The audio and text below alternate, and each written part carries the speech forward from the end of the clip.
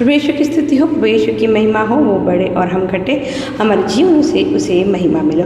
जब भी कोई व्यक्ति गुस्से में होता है तो हम कहते हैं कि वो गुस्से में व्यक्ति सच बोलता है, लेकिन ऐसा बिल्कुल नहीं है दोस्तों, क्योंकि क्रोध, गुस्सा ये शैतान का प्रतीक है, ना कि सत्य का।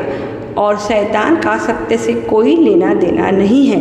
इसलिए जब भी कोई व्यक्ति गुस्से में होता है और गुस्से में आने के बाद आपको कुछ बोलता है या वो खुद के लिए भी उसके लिए भी नुकसानदायक है और आगे वाले व्यक्ति के लिए भी नुकसानदायक, क्योंकि जब वो गुस्से में है, क्रोध में है, तो वो किसी अंधकार की अधीन है, और जब वो अंधकार के अधीन रह के कुछ बोल रहा है तो उस बोलने का असर आगे वाले पे बहुत ज़्यादा होता है, जबकि नहीं होना चाहिए। क्योंकि बात हम जानते हैं कि क्रोध किसका निशानी है, पहचान है, अंधकार की पहचान है। फिर भी हम जब भी कोई व्यक्ति गुस्से में आता है और कुछ बोलता है तो हम क्या बोलते हैं कि वो बिल्कुल सच बोल रहा था, कि गुस्से में इंसान सच बोलता है। बिल्कुल नहीं, गुस्से में इंसान बिल्कुल सच नहीं बोलता, वो झूठ बोलता है, और वो बोलता है जो शैतान उससे बुलाने को लगाता है।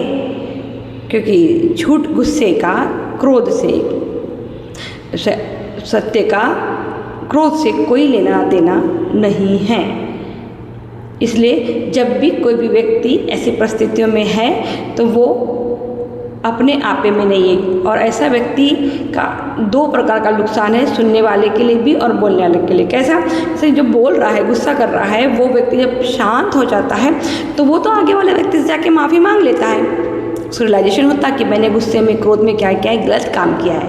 लेकिन जो आगे वाला व्यक्ति होता है वो गुस्से में बोली उन बातों को पकड़ के बैठ जाता है। थोड़ी देर के लिए तो माफ़ कर देता है, लेकिन वो उसको पकड़ के बैठता है। इसका मतलब क्या हुआ कि अंधकार ने दोनों व्यक्ति का नुकसान किया, जो अंधकार के अधीन था उसका भी, और जो आगे वाला व्यक्ति था वो भी कहीं ना कहीं उसकी बातें सुन के अंधकार के अधीन हो गया। इसलिए दोस्तों आज समय आ गया है कि सबसे ज़्यादा हमें अपने क्रोध पे नियंत्रण करना है, क्योंकि हर लड़ाई झगड़े का शुरुआत क्रोध ही है। जब हम अपने मैं को नहीं मार पाते तो हम कहीं ना कहीं अपना भी नुकसान करते हैं और आगे वाले का भी नुकसान करते हैं, जिसका एक लेटेस्ट एग्जाम्पल अभी आपको मिल गया। एक लड़की ने अपने मंगेतर को मार दिया। क्यों मार दिया? क्योंकि उसका मैं उस पर इतना हावी हो गया कि उसको वो कंट्रोल नहीं कर पाई, और शैतान ने उसे, हर दूसरे व्यक्ति को ये बात समझा दिया है कि वो जो कुछ भी उसकी शारीरिक इच्छाओं को पूरा करने के लिए वो कर रहा है सब सही है, कुछ भी गलत नहीं। आप अपने लाइफ की एंजॉय करने के लिए आप जो कुछ भी कर रहे हो सब अच्छा है। ये शैतान ने हर एक मनुष्य के ज्ञान में उसको समझा दिया है, तभी तो। लेकिन दोस्तों वचन हमें सिखाता है कि हर चीज़ अच्छी है, लेकिन हर चीज़ हर व्यक्ति के लिए हर समय अच्छी नहीं होती, क्योंकि कभी कभी जो चीज़ हमारे लिए अच्छी होती है, हमें इंजॉय देती है, वो हमारे परिवार के लिए, समाज के लिए एक बुरा उदाहरण बन जाती है दोस्तों। जैसे कि आज उस बच्ची ने जिस भी कंडीशन में आके उस बच्चे को मारा है, एक परिवार के एक इंसान को उसने नहीं मारा, बल्कि एक पूरा परिवार पे एक बुरा उदाहरण बन के वो उदाहरण बनी है। दूसरा, वो पूरे समाज के लिए एक बुरा उदाहरण बनी है। इसमें भी जो अंधकार के दीवाने होंगे उनके लिए ये कहीं ना कहीं और मल्टीप्लाई का कारण है, क्योंकि हम क्या कर रहे हैं, हम बार बार बुराई का प्रचार कर रहे हैं, हम अच्छाइयों का प्रचार कर ही नहीं रहे हैं दोस्तों। आज न्यूज़ में आप देखेंगे तो सिर्फ और सिर्फ बुरी ही न्यूज़ है, उसमें कुछ भी अच्छी न्यूज़ नहीं आती। लेकिन अफसोस की बात है कि हम इस बुरी न्यूज़ को तो कंटिन्यू देखते, सुनते, इस पर डिस्कशन करते, मनन चिंतन करते, लेकिन हम जो एक चीज़ हमारे पास भी एक न्यूज़ है जो गुड न्यूज़ है, जो होली न्यूज़ है, जो स्वर्ग के राज्य की न्यूज़ है, इससे ना हम पढ़ते, ना सुनते और ना ही इस पर मनन चिंतन करते। दोस्तों अब कलीसिया उठाए जाने का समय है, और 3 चीज़ों पे आप और मेरे को, हम सबको मनन चिंतन करना है। पहला है बाइबल पढ़ना, दूसरा है बाइबल किसी महान दास के द्वारा सुनना, तीसरा है अपने आप पिता परमेश्वर की स्तुति आराधना करना, उसको धन्यवाद देना, उसके महान कार्यों का बखान करना और उससे प्रार्थना करना कि प्रभु जीवन की ग्रंथ की पुस्तिका में मेरा नाम रहने दे, अपनी मोहर मेरे माथे पे लगा और मुझे उस दिन के लिए, उस रैप्चर के लिए तैयार कर। ये 3 चीज़ों में हमारी प्रार्थना, इन 3 भागों में हमारी प्रार्थना होनी चाहिए दोस्तों। जो आत्मिक लोग हैं वो संसार के लिए मूर्ख है, जो संसार के लोग हैं वो आत्मिक लोगों के लिए मूर्ख है। जी हाँ दोस्तों, क्योंकि आज का संसार बटोरने में लगा है और आत्मिक लोग, दुनिया के लोग कहते हैं कि हम यहाँ से जब कुछ लेके जाने वाले हैं ही नहीं तो हम बटोर के क्या करें। तो दोनों भी एक दूसरे के नज़र में मूर्ख है दोस्तों। वो अपने हिसाब से जीवन जीना चाहते हैं इसलिए अब दूसरों को मूर्ख बोलते हैं। हम अपने हिसाब से जीवन, हम ईश्वर के हिसाब से जीवन जीना चाहते हैं इसलिए लोग हमको मूर्ख बोलते हैं। तो कहानी दोनों तरफ भी यही चल रही है, क्योंकि संसार और संसार बनाने वाला दोनों साथ साथ नहीं चल सकते, दोनों को अलग अलग है। इसलिए प्रभु ने कहा है कि क्या करना है तुमको, भीड़ से अलग होना है। और क्या बोला, मैं गेहूं को भूसी से अलग कर दूंगा। हाँ, अभी हमको पता है कौन भूसी और कौन गेहूं है, इसका डिसीजन आपको लेना है। हर चीज़ चलती है, हर चीज़ ठीक है, इंजॉय करना है, ये नहीं चलेंगी। तो आज आपका और मेरा एक ही बात का तैयारी है, वो है रैप्चर। मेरे हर वीडियो में मेन उसका जो उद्देश्य होगा सिर्फ और सिर्फ रैप्चर के लिए कलीसिया को तैयार करना। दोस्तों विश्वास होता क्या है और विश्वास का मेन उद्देश्य क्या है दोस्तों? विश्वास है, मेन उद्देश्य है जो चीज़ आप नहीं भी देखते उस चीज़ के लिए आपको विश्वास करना। जैसे आप ईश्वर को नहीं देखते पर आप विश्वास करते हैं। आप विश्वास करें कि प्रभु ईसा ने, पिता ईश्वर ने शब्द से सब कुछ का निर्माण किया। आप विश्वास करें कि नूह का जहाज 120 सालों तक बन के तैयार हुआ। आप विश्वास करें कि पानी के द्वारा पहला संसार समाप्त किया गया है। आपका विश्वास चाहिए कि आप मूसा की एक लाठी मारने से समुद्र 2 भागों में बढ़ गए। आपका विश्वास चाहिए कि ईश्वर स्वयं मनुष्य बन के इस धरती पर आ गया। आपको विश्वास चाहिए कि ईसा मसीह 3.5 साल तक सुसमाचार का, स्वर्ग के राज्य का सुसमाचार का प्रचार करते रहे। आपको विश्वास चाहिए कि ईसा मसीह हमारे मनुष्य जाति के क्रूस के लिए, गुनाह गलती पापों की क्षमा के लिए पश्चाताप के रूप में क्रूस पे चढ़ा गए। आपका विश्वास चाहिए कि ईसा मसीह 3 दिन मुर्दों में से जी उठे। आपका विश्वास चाहिए कि ईसा मसीह 40 दिनों तक इस संसार में। आपका विश्वास चाहिए कि ईसा मसीह हमें लेने आने वाले हैं। यदि इन सब बातों पे आपका विश्वास है तो आप सच्चे और अच्छे एक मसीह है, क्योंकि आपका जिंदगी का लक्ष्य कहीं भटक नहीं रहा। आप बराबर अपने लक्ष्य के आगे भटक जा रहे हो और लक्ष्य यही है कि ईसा मसीह अपनी चुनी हुई लोगों को, अपनी कलीसिया को लेने आ रहा है। यदि इन सब बातों पे आपका विश्वास है तो ही आप एक सच्चे और अच्छे मसीह। यदि आपका विश्वास रोटी, कपड़ा, मकान और मन्नतें मान के अपनी इच्छा जिद पूरी करने का है तो दोस्तों इससे ईसा मसीह का कोई लेना देना नहीं है, क्योंकि बाइबल बाइबल पूरी तरीके से भविष्यवाणी पे डिपेंड है और भविष्यवाणियाँ लगभग पूरी हो चुकी है। प्रकाशना ग्रंथ का आधे से ज़्यादा भाग पूरा हो चुका है, बस थोड़ा ही सा ही पार्ट बचा हुआ है और ये भी विदिन सेकंड में कभी भी हो जाएगा। इसलिए कलीसिया, हाँ कलीसिया यानी कोई चर्च नहीं। मैं बार बार कहती हूँ किसी भी संस्था के नाम का टैटू लगा के मत घूमिए, क्योंकि कोई भी संस्था आपको स्वर्ग राज्य में उठा के ले जाने का गारंटी नहीं देती। आपको गारंटी अगर कोई दे सकता है तो वह है सिर्फ और सिर्फ ईसा मसीहा और उसका क्रूस और उसकी सेवा। इसके अलावा कोई भी व्यक्ति आपको स्वर्ग राज्य में लेके जा नहीं सकता, क्योंकि ईसा मसीह एक है। इसलिए बलिदान भी एक ही होगा, वेदी भी एक ही होंगी और कलीसिया भी एक ही होंगी। वो बंटने वाला ईश्वर नहीं है। अगर उसको भी हर सब्जेक्ट के लिए अलग बंटना होता कि ज्ञान का ईश्वर अलग, बुद्धि का अलग, ताकत का अलग, तो वो ईश्वर नहीं होता फिर ना। फिर वो तो एक कोई क्या होता, पार्टी होती, जिसको पार्टी का एक मुखिया होता, वो सबको क्या करता, रोल तू गृह मंत्री है, तू वित्त मंत्री है, ऐसा बांट देता। ऐसा नहीं है, वो ईश्वर है और वो सब कुछ के लिए सब कुछ करने में समर्थ है। तो दोस्तों यदि आप और मैं वाकई में रैप्चर में जाना चाहते हैं और रैप्चर उठाए जाना चाहते हैं तो हमको एज ए कलीसिया क्या करना है ये जानना बहुत ज़रूरी है। और कलीसिया होने के नाते आपको और मुझे वो करना है जो वचन आपको और मुझे सिखा रहे हैं। जो पवित्र बाइबल हमें सिखा रही है दोस्तों, न कि हमारी संस्थाएं हमें क्या सिखा रही है। क्योंकि आजकल संस्थाओं में रैप्चर के बारे में बात हो ही नहीं रहा। जो बाइबल हमें पढ़ के सुनाई जा रही है, जो वचन हमें एक्सप्लेन किए जा रहे हैं, वो तो बहुत पुराने हो चुके हैं। पुराने बोलती, वो तो सब कुछ कंप्लीट हो गया है, पूरा हो चुका है ना। आगे का क्या?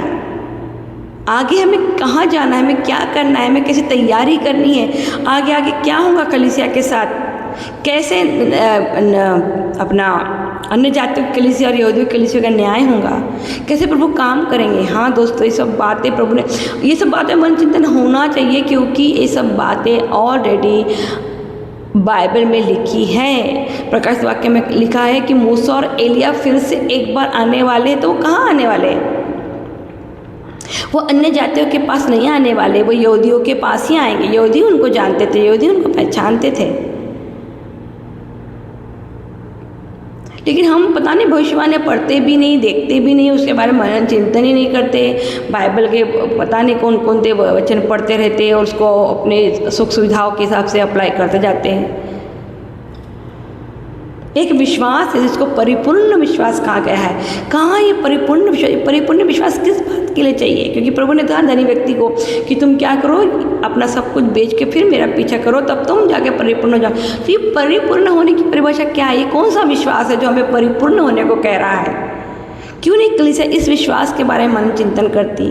क्यों नहीं कलीसिया यीशु मसीह के लिए प्रार्थना करी, प्रभु आई एम रेडी। ना जाने कितने संडे चले गए, कितनी शादियाँ चले, सेम कहानी, वही मटन बन रहा, वही कुछ भी नया नहीं है, सब कुछ पुराना है दोस्तों। और वचन हमें कहता है कि अब सब कुछ नया हो गया है। तो क्यों नहीं हर दिन हर पल आप और मैं नए होते हैं? हाँ दोस्तों, एक विश्वास है जो परिपूर्ण विश्वास है, जिसके बारे में संत पौलुस कहते हैं। पुराना चारों गॉस्पल ईसा मसीह ने पूरा कर दिए। सारी कलीसियाओं के जितने पत्र थे वो उस वक्त की कलीसिया ने पूरा कर दिए।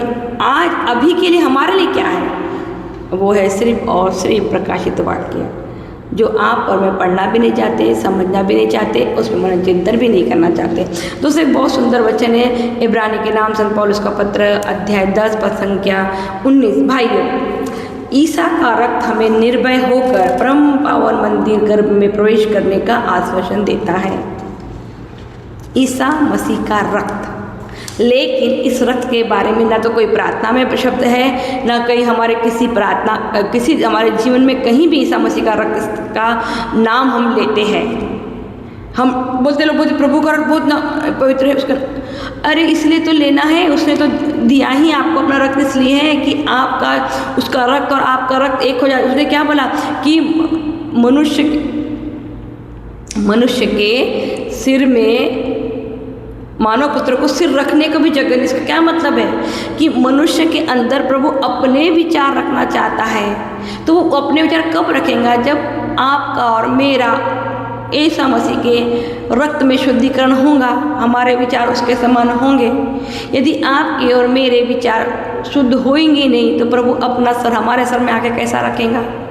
अब प्रभु के लहू की कीमत को जानते हुए तो प्रार्थना करो, धो इसके प्रभु यीशु मसीह के लहू से अपने आप को, अपने परिवारों को, अपने परिवार के विचारों को। क्योंकि पहले के ज़माने में जो पाप होते थे, जो बीमारियां होती थी, वो शरीर के ऊपर में थी। हाँ, अंधा, लंगड़ा, लूला, हाथ का सूखा, कमर से झुकी हुई, कोड़ी, ये सब ऐसी बीमारियां थी जो शरीर के बाहर दिखाई देती थी। इसलिए प्रभु ने शारीरिक चंगाई दिया। लेकिन अब आत्मिक बीमारियां हैं। कैसे? देखिए, अब सारी बीमारियां हमारे प्राणों में हैं। हाँ, शुगर, बीपी, कैंसर, HIV। फिर दूसरी बीमारी हमारे प्राण आत्मा में कैसी? हमारे विचार। मोबाइल के द्वारा हम जो भी चीज़ें देख रहे कर रहे हैं, वो सब हमारी आत्मा को कहीं ना कहीं बीमार बना रहा है। हमारे पास कुछ भी नया नहीं है करने के लिए। हर पल हर क्षण हमसे जिन लोगों को मोबाइल में गंदे पिक्चर देखने की इच्छा होती है, वो गंदे गंदे देखते थे। जिनको फाइटिंग, जिनको फाइटिंग, जिनको हंसी। जिसको खाना तो खाना ही, किसी को खूबसूरती तो खूबसूरती। तो क्या कर रहा है, हम दिमाग को एक ही प्रकार की चीज़ें दे रहे और हमारे दिमाग में जाकर सब स्टोर हो रहा है, हमारे आत्मा का कुछ भी नवीनीकरण नहीं हो रहा। तो हम आज शरीर प्राण आत्मा तीनों से बीमार हैं। आज शरीर के ऊपर की बीमारियां लगभग कम हो गई है ना, या खत्म हो गई है, क्योंकि साइंस ने उसको खत्म कर दिया है। लेकिन हमारे प्राणों की और हमारे आत्मा की बीमारी भरपूर है दोस्तों। इससे हमें बाहर कौन निकालेगा? कैंसर एक समय ऐसा बीमारी था जो किसी ना किसी 1000-2000 में एक आधी पेशेंट मिलती थी। टीवी, लेकिन आज कैंसर एक सर्दी खांसी की जैसी बीमारी है। बीपी, शुगर, हर दूसरा व्यक्ति बोलता है मुझे बीपी है, मुझे शुगर है, और अब लोग इसको एंजॉय कर रहे हैं। उनको भी बीमारी लगती नहीं, बोलते आज सभी को। और आजकल और सबसे ज़्यादा खराब कंडीशन हम अन्य जातियों से आए हुए लोग हैं जो क्रिश्चियन बने हैं, क्योंकि हम इन बीमारियों को एंजॉय कर रहे हैं। गोली खाते जाओ, आगे बढ़ते जाओ, मेडिसिन खाते, हम उसे मनन चिंतन नहीं कर रहे क्यों हमारा बीपी बढ़ रहा है, क्यों हमारा शुगर बढ़ रहा है, क्यों हमारे ब्लड, क्योंकि प्रभु यीशु मसीह का जो रक्त है ये हमारे अंदर आ ही नहीं रहा, हमें शुद्ध कर ही नहीं रहा। और ना ही हम कभी प्रार्थना कर रहे हैं कि प्रभु अपना हमारा जो रक्त है, जो हमारे बाप दादाओं के पीढ़ी दर पीढ़ी से अशुद्ध हो गया है, उसे तो क्या कर दे, शुद्ध कर दे करके।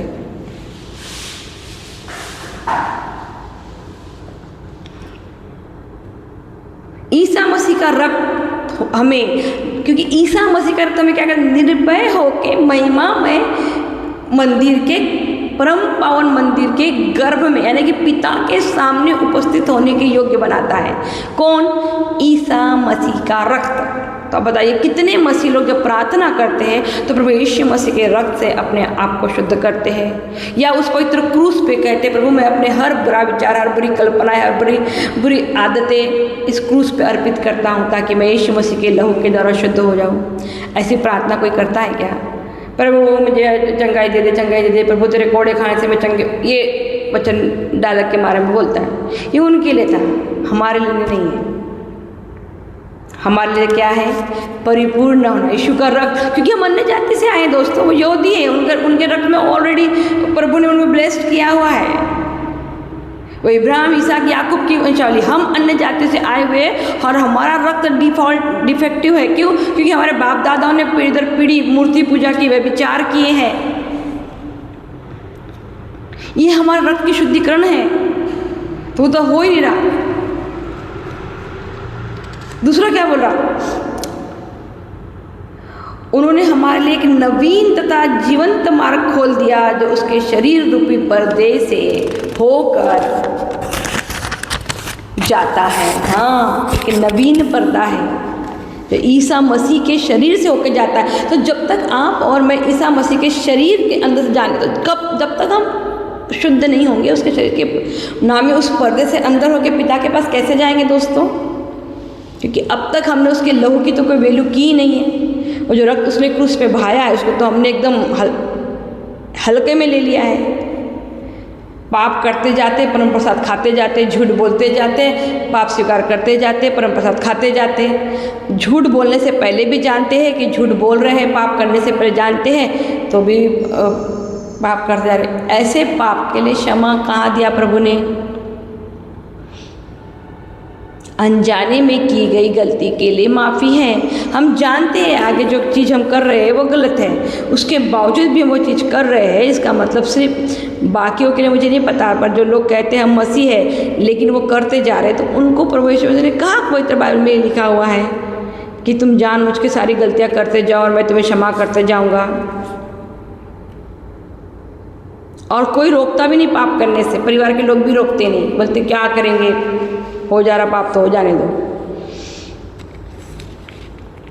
फिर क्या लिखा है? अब हमें एक महान पुरोहित प्राप्त है जो ईश्वर के घराने पर नियुक्त किए गए हैं। हाँ, हम अन्य जातियों के लिए एक ही कोई कलीसिया, कोई संस्था, मैंने फिर बोलती हूँ आपको, स्पेशली हम अन्य जातियों के लिए बहुत विशेष जानने की जानकारी की बात है दोस्तों। किसी भी संस्था का ठप्पा आपको और मुझे राज्य में लेके जा सकता नहीं सिवाय ईसा मसीह के। क्यों? क्योंकि वही हमारे महान पुरोहित है, वही हमारे लिए पुरोहित का काम कर रहे हैं।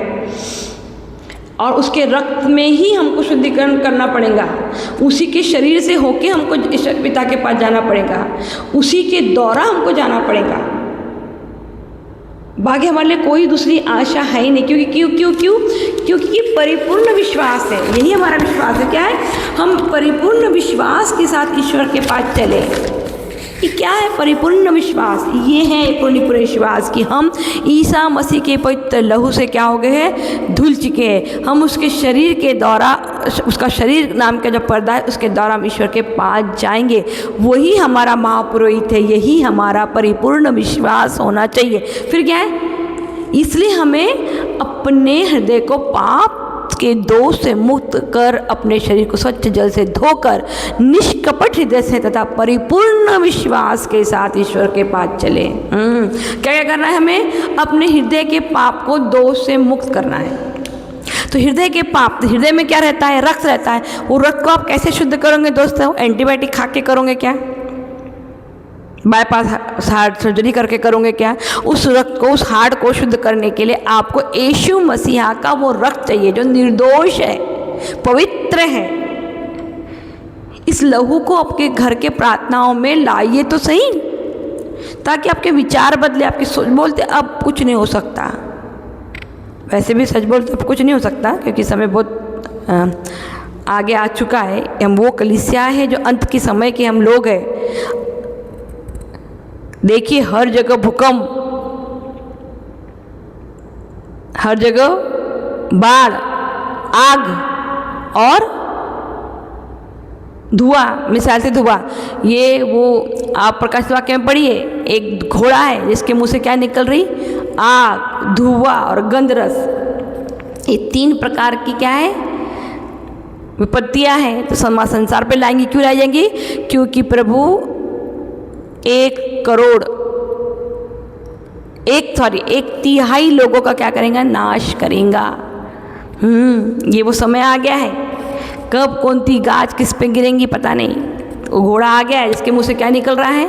आग, गंधरस और धुआं। ये 3 प्रकार की विपत्तियां, आग, धुआं और गंधरस। तैयार हो जाइए दोस्तों, प्रभु प्रकाश से वाक्य पूरा करने जा रहा है। उसने जो बोला वो करने जा रहा है। ऐसे दुल्हन, ऐसे कलीसिया तैयार हो जाइए। क्यों तैयार हो जाना है? मैं फिर कहती हूँ, हम अन्य जाति से आए लोगों के लिए बहुत कम लोगों का एंट्री उस राज्य में होने वाला है। इसलिए हर दिन हर पल हमको छन के जाना है। आप कोई डर अपने ऊपर मत रखिए। यहाँ नहीं जाना, इसका बात नहीं सुनना, उसका नहीं सुनना, सब बातें आप खत्म कर दीजिए, क्योंकि प्रभु जा रहे लेने के लिए। प्रभु पूछेंगे ना, मैं जब एक हूँ तो मेरे लोगों ने एक ही वेदी बना के मेरे को कि मेरी स्तुति आराधना क्यों नहीं की? क्योंकि तुम लोगों ने इतनी सारी वेदियाँ बना लिए। 12 गोत्रों की एक ही वेदी थी और 12 प्रेरितों की भी एक ही वेदी होनी चाहिए। उस वेदी का नाम है ईसा मसीहा। उस चट्टान का नाम है ईसा मसीह। ईसा मसीह टुकड़े टुकड़े नहीं हो सकते। और जो लोग ईसा मसीह को बांटना चाहते हैं अपने संस्था का बढ़ावा करने के लिए, अपने आप को बढ़ाने के लिए, उनको उनका लेखा देना पड़ेगा दोस्तों। क्यों? क्योंकि ये जगह बहुत सुंदर है। हमको क्या करना है? फिर से एक बार पढ़ती हूँ, ध्यान से सुनिए क्या लिखा है। भाइयों, ईसा का रक्त हमें निर्भय होकर परम पावन मंदिर गर्भ में प्रवेश करने का आश्वासन देता है। हाँ, ईसा मसीह का रक्त हमें पिता परमेश्वर के सामने उपस्थित होने का क्या करता है? आश्वासन देता है। और उन्होंने हमारे एक नवीन तथा जीवंत मार्ग खोल दिया जो उसके शरीर रूपी पर्दे से होकर जाता है। हाँ, पहले रक्त आया, फिर शरीर आया, फिर अब हमें एक महान पुरोहित प्राप्त है। कौन? जो शरीर और रक्त में ईसा मसीह, जो ईश्वर के घराने से नियुक्त किए गए। हाँ, हमारे लिए एक ऐसा शरीर, ऐसा रक्त से बना हुआ एक व्यक्ति है जो पुरोहित है, जो ईश्वर के घराने का है। इसके अलावा कोई संस्था, कोई चर्च, कोई पॉप स्वामी, कोई बिशप, कोई पास्टर, कोई फादर आपको और मुझे स्वर्ग राज्य में लेके जा सकते नहीं, सिवाय ईसा मसीहा के रक्त, शरीर और उनकी महापुरोहिताई का प्रार्थना। इसलिए हम क्या करें? अपना हृदय को पाप से दोष मुक्त होकर, अपने शरीर को स्वच्छ जल से धोकर क्या करना है? हृदय को यीशु मसीह के, क्योंकि प्रभु के बगल से क्या निकला था? रक्त और जल निकला था। और शरीर को स्वच्छ जल से धोकर निष्कपट हृदय से तथा परिपूर्ण विश्वास के साथ ईश्वर के पास चले। हाँ, हमें परिपूर्ण विश्वास के साथ ईश्वर के पास जाना। ये विश्वास के साथ ईश्वर मसीह के पास आप नहीं जा सकते कि प्रभु मेरे को चंगाई दे दे, प्रभु मुझे नौकरी दे दे, प्रभु मेरे रोटी कपड़ा मकान का बंदोबस्त कर दे, प्रभु ने मुझे घर दिया। अरे प्रभु ऐसा कैसे करेंगे दोस्तों? यानी एक बच्चे को बड़ा घर दे रहा है, एक बच्चे को झोपड़े में रख रहा है। प्रभु को क्या करना है इस घरदार से, इस गाड़ी से, सोने चांदी से? अरे प्रभु, जब इस धरती का ही नाश करने वाला तो आपको बड़ा घर दे के प्रभु करेगा क्या? ये आप अपने मन से चिपकाते रहते। मैं भी उसमें से एक हूँ। प्रभु ने हमको दिया, यानी मेरे को बड़ा घर दिया और मेरे भाई बहनों को नीचे झोपड़ा दिया क्या? नहीं प्रभु, आपने अपनी इच्छा पूरी की घर बना के। इट्स ओके, प्रभु उसके लिए मना नहीं करता, लेकिन आपकी इच्छा के घमंड का कारण ना बने आपके लिए। प्रभु का नाम लगा के उसको प्रभु को अपोजिट तरीके से मत ये कीजिए। आशीष का तेल, खैर जाने में सब्जेक्ट नहीं है। मेन क्या है, हमारे हृदय को आपको धोना है दोस्तों, तो वो उसको आपको यीशु मसीह के रक्त से ही धोना पड़ेगा।